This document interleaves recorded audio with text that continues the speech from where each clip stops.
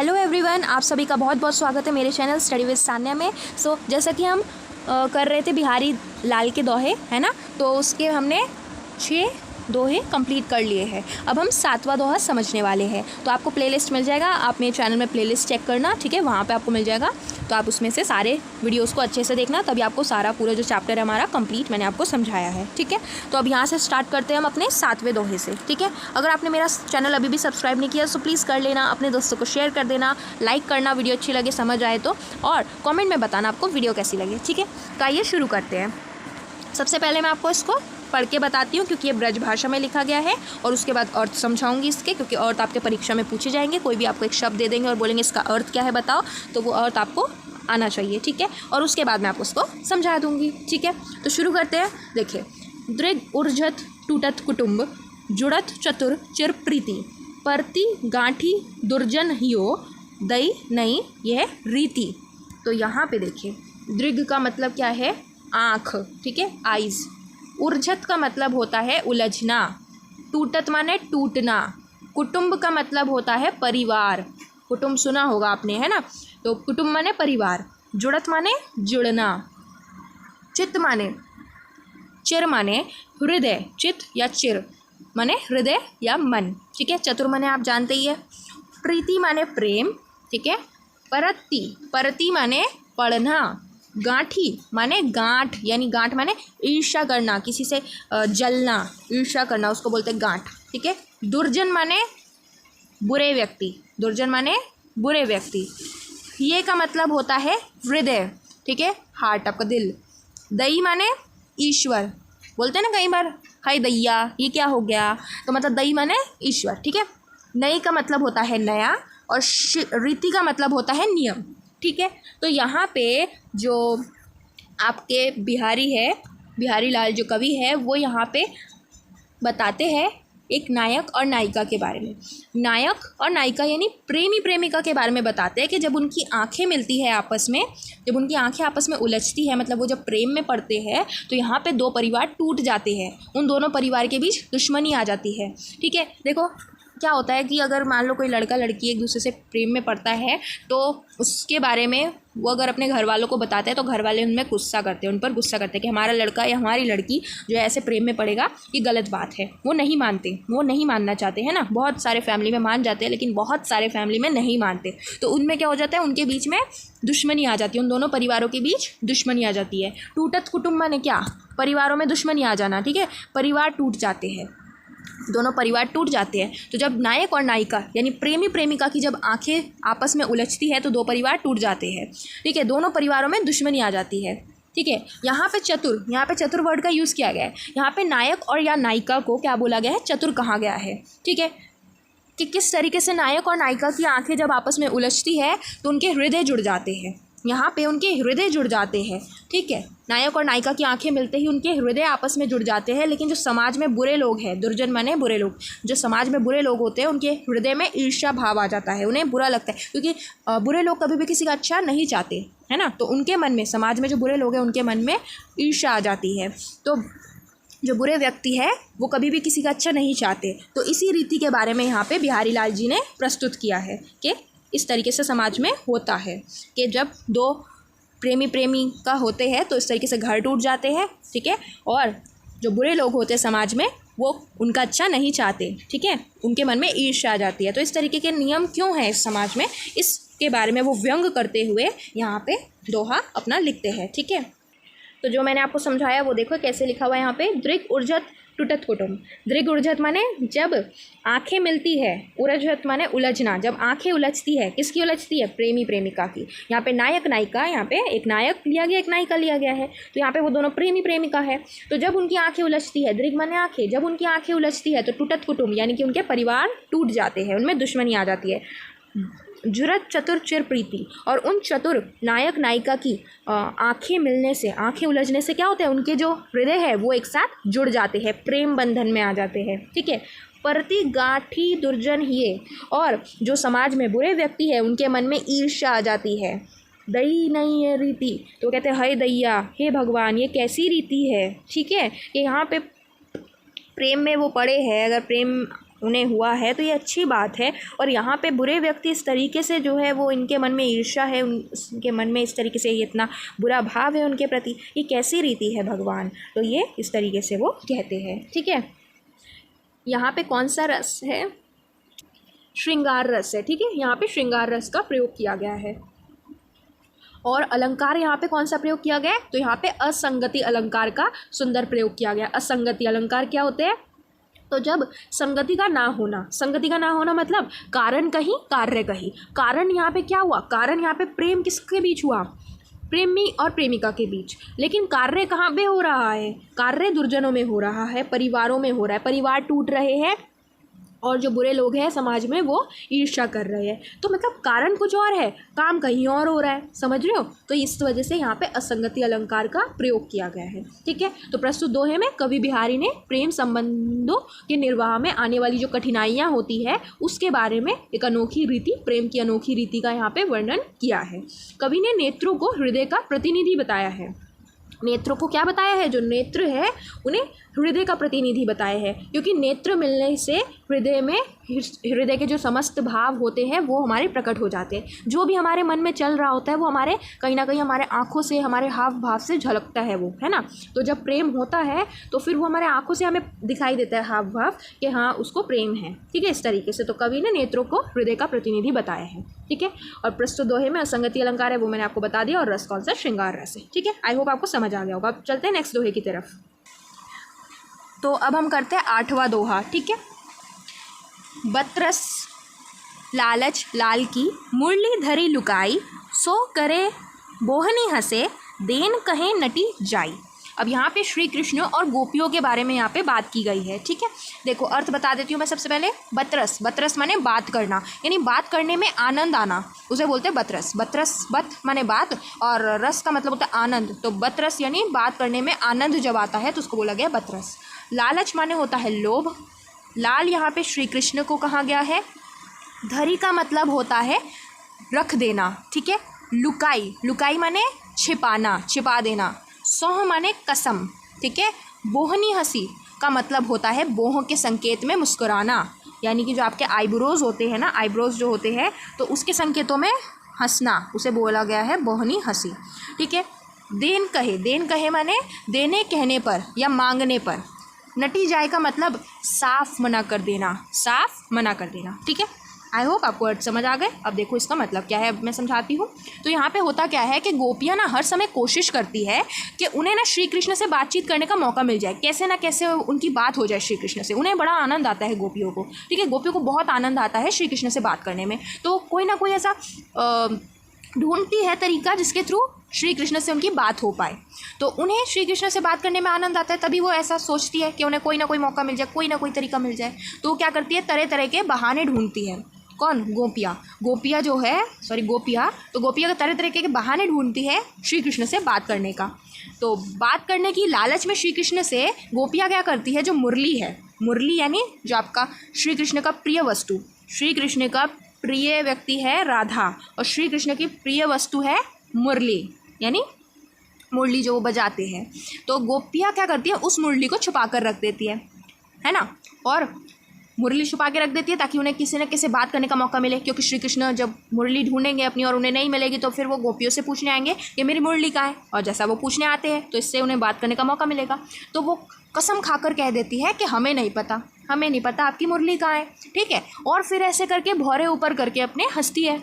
अब ये जब वो हंसती है तो ऐसे करके श्री कृष्ण समझ जाते हैं कि मुरली कहीं ना कहीं इन्हीं ने छुपाई है, और कौन ही छुपाएगा, है ना। तो वो उनसे मांगते हैं और गोपियाँ उसी समय साफ मना कर देती है कि हमारे पास नहीं है, हमारे पास नहीं है। तो इस तरीके से होता है इस पूरे आपके दोहे में। ठीक है, तो देखो बतरस लालच लाल की, बतरस लालच लाल की मुरली धरी लुकाई, यानी बात करने की लालच में, श्री कृष्ण से बात करने की लालच में, बतरस माने बात करने की लालच और लाल की यानी श्री कृष्ण, तो बात करने की लालच में मुरली धरी लुकाई, यानी गोपियाँ क्या करती है, मुरली को लुका देती है, छुपा देती है मुरलियों को। ठीक है, सो करे बोहनी हंसे, और फिर भौरे उठाकर हंसने लगती है, देन कहे नटी जाई, यानी जब श्री कृष्ण उनसे पूछते हैं कि उनका कहाँ है मुरली तो वो सौह कसम खा लेती है कि उनके पास नहीं है, और फिर हंसने लगती है बोहनी हंसी। और फिर जब श्री कृष्ण को पता लगता है कि इन्हीं के पास कहीं ना कहीं है, इन्होंने लुकाई है, तो वो क्या करने लगती है, वो साफ साफ मना कर देती है उन्हें कि हमारे पास नहीं है। ठीक है, तो ये जो कवि है बिहारी लाल, इन्होंने ये जो दोहा लिखा है ये श्रृंगार परख है। ठीक है, और कवि ने श्रृंगार के संयोग से नायक नायिका के सांकेतिक वार्तालाप का बड़ा ही मनोहारी चित्रण यहाँ पे उपस्थित किया है। नायक नायिका यहाँ पे कौन है, तो नायक यहाँ श्री कृष्ण है और नायिका यहाँ पे कौन है, गोपियाँ। ठीक है, कृष्ण और गोपियों के सरस परिहास को कवि ने संयोग श्रृंगार के सजीव शब्द चित्रण द्वारा प्रस्तुत किया है। ठीक है, यहाँ लालच लाल, यहाँ लालच लाल आप देखेंगे, जो लालच लाल है इसमें ल और ल की आवृत्ति 2 बार की गई है। तो यहाँ पे कौन सा अलंकार होगा, आप इसे कमेंट सेक्शन में मुझे बताना। ठीक है, तो लालच लाल जहाँ पे एक ही वर्ण की आवृत्ति एक से ज़्यादा बार हो तो वहाँ कौन सा अलंकार होता है, मैंने आपको बताया था, अभी बताया था कुछ सेकंड्स पहले वीडियो में। तो आप बताएंगे लालच लाल में कौन सा अलंकार है, कमेंट सेक्शन में ज़रूर बताना ताकि बाकी बच्चों को भी पता चले। ठीक है, और उसके बाद रस मैंने आपको बताया श्रृंगार रस है, और काव्य भाषा कौन सी, मधुर ब्रज भाषा, यानी ब्रज भाषा का यहाँ पे प्रयोग किया गया है। ठीक है, तो आई होप आपको जाएगा। ठीक है, तो सबसे पहले मैं आपको इसको ब्रज भाषा में क्योंकि लिखा गया है ये दोहे, तो मैं आपको इसको पढ़ के बताऊंगी और फिर इसके अर्थ बताऊंगी, जैसा कि आपसे परीक्षा में पूछा जाता है। ठीक है, आपको एक शब्द दे दिया जाएगा और कहेंगे इसका मतलब बताओ, तो आपको मतलब पता होना चाहिए, तो वो मैं आपको बताऊंगी और उसके बाद मैं आपको इसको समझाऊंगी दोहे को। ठीक है, तो बहुत ही ईजी वे में आप समझ जाएंगे। सो अगर आपने अभी तक मेरा चैनल सब्सक्राइब नहीं किया सो प्लीज़ कर लेना, वेट ना करें और चैनल सब्सक्राइब कर लें, क्योंकि अभी भी और आगे भी जाके आपको यूज़फुल वीडियोज़ मिलने वाली रिलेटेड टू योर सब्जेक्ट। ठीक है, और अपने दोस्तों को शेयर कर देना अगर वीडियो अच्छी लगे, अगर आपको समझ आता है तो लाइक भी ज़रूर करें। ठीक है, और साथ ही साथ कमेंट भी करें कि आपको वीडियो कैसी लगी। ठीक है, आइए शुरू करते हैं, 9वां दोहा शुरू करते हैं। इन दुखिया अखियानु को सुखु सिर जोई नाही, देखे बने ना देखते अनदेखे अकुलाही। दुखिया, दुखिया का मतलब होता है दुखी। ठीक है, जो दुखी होता है। सिर जोई का मतलब होता है सृष्टि या बनाना। ठीक है, अखियानु का मतलब होता है आँखें। ठीक है, सुखु माने सुख। ठीक है, नाही माने नहीं। ठीक, देखत, देखे या देखत का मतलब होता है देखने समय, देखते समय। देखे माने देखते समय और देखत यहाँ पे देखते समय, सेम है दोनों। ठीक है, देखे और देखते समय सेम है, देखते समय। अनदेखे, अनदेखे माने बिना देखे। अकुलाही, अकुलाही माने व्याकुल या बेचैन होना, बेचैन या व्याकुल। ठीक है, तो इस प्रस्तुत दोहे में बिहारी लाल ने नायिका की मन की व्यथा को प्रस्तुत किया है यहाँ पे। ठीक है, जो नायिका है, एक नायिका है, तो उनके जो मन की व्यथा है उसको यहाँ पे इन्होंने प्रस्तुत किया है। ये दोहा एक श्रृंगार संबंधित है। ठीक है, श्रृंगार रस का यहाँ पे प्रयोग किया गया है। भाषा आप जानते हैं ब्रज भाषा है। ठीक है, तो यहाँ पर नायिका का दुख अभिव्यक्त करते हुए उन्होंने कहा है कि जो नायिका है वो अपने प्रिय को, अपने प्रिय जो उनका सबसे प्रिय है, तो उसको देखना चाहती है, पर अफसोस इस बात का है कि वो देख नहीं पाती। और जब वो देख भी पाती है, जब प्रिय जिससे वो प्रेम करती है जब वो उसके सामने होता है, तो अफसोस की बात यह है कि वो देख ही नहीं पाती उसको। क्यों?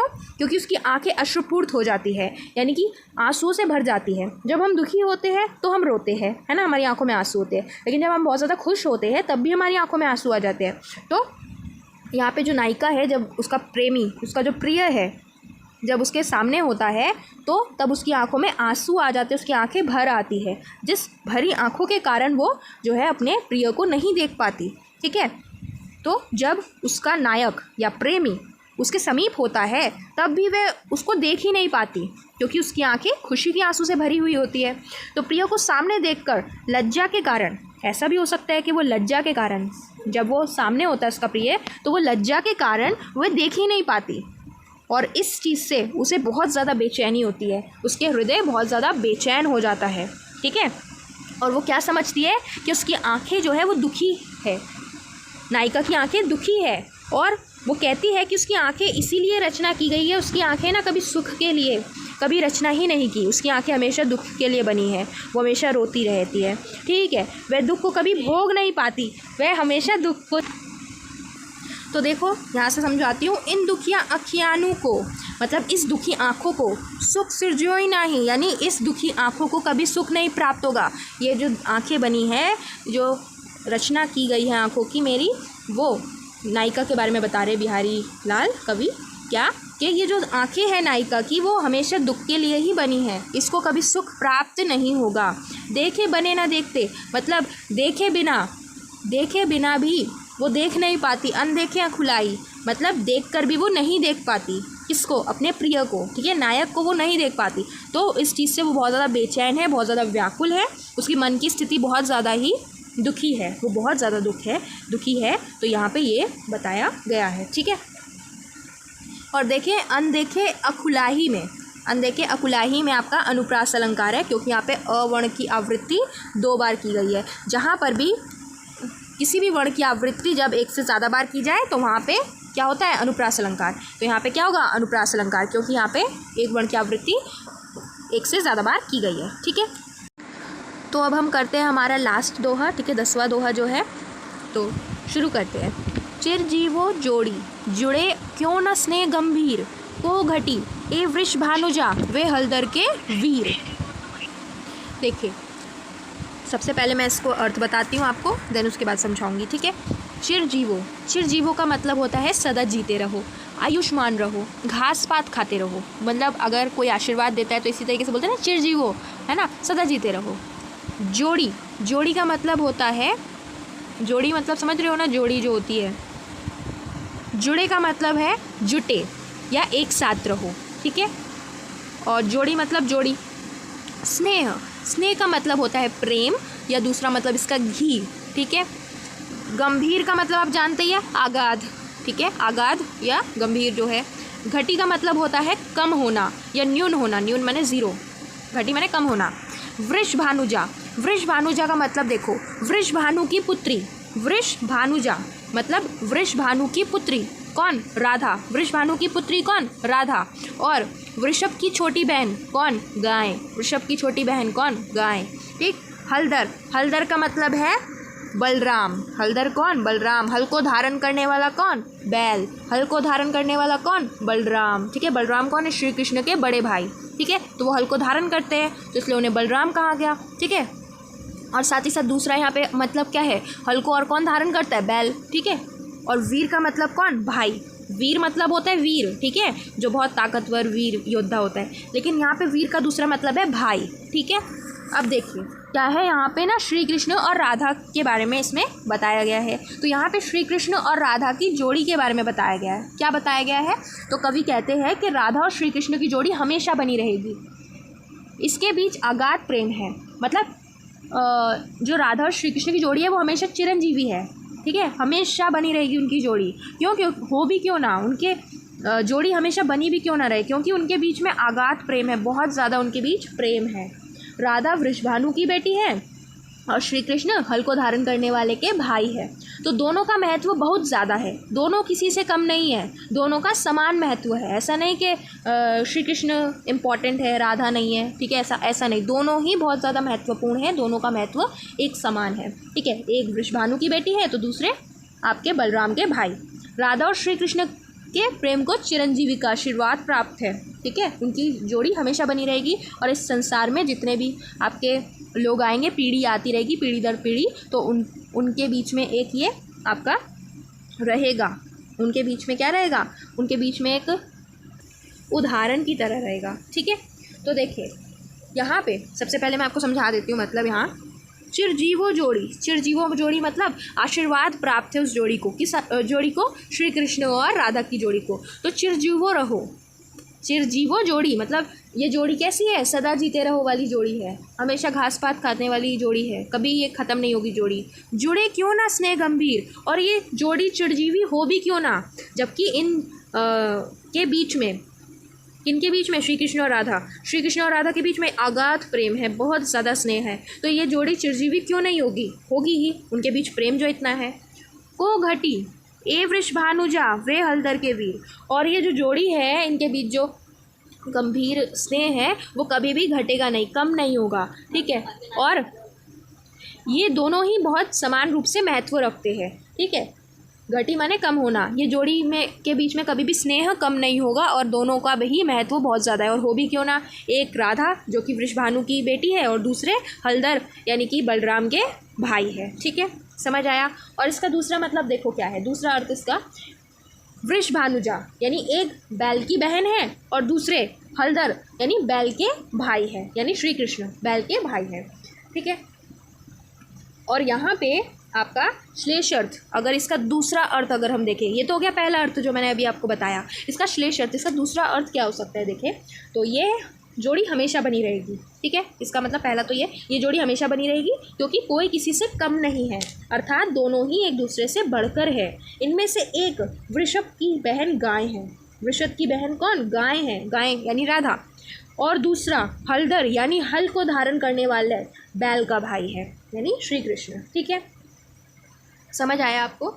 और यहाँ पे श्लेष अलंकार का प्रयोग किया गया है, जैसे वृषभानुजा, ठीक है, हलधर, तो यहाँ पे श्लेष अलंकार है क्योंकि यहाँ पे क्या किया गया है, एक ही वर्ड के दो दो आपको मतलब यहाँ पे मिलेंगे, ठीक है। वृषभानुजा मतलब वृषभ की छोटी बहन गाय, और इसी में दूसरा मतलब क्या है, वृषभानु की पुत्री, तो यहाँ पे दो मतलब निकल गए। हलधर में भी दो मतलब है, ठीक है, तो यहाँ पे श्लेष अलंकार का प्रयोग किया गया है।